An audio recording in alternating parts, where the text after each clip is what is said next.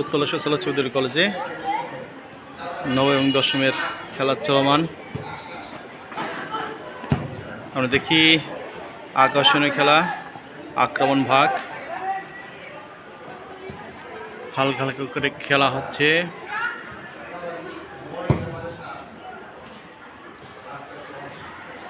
Half time পর viewers খেলা হচ্ছে। দেখুন বল মাঠের বাহিরে, লম্বা শট, মাঝমাঠে বল, ধীরে ধীরে আক্রমণ হচ্ছে। নবম এবং দশম শ্রেণীর খেলা, বিশ্বকাপ খেলার পরেই এই খেলায় মেতেছে উত্তলা সচলা চৌধুরীর এই ছাত্ররা। তারা চেষ্টা করছে খেলায় যেন প্রাণ থাকে, সেই উপলক্ষে তারা আক্রমণ করছে।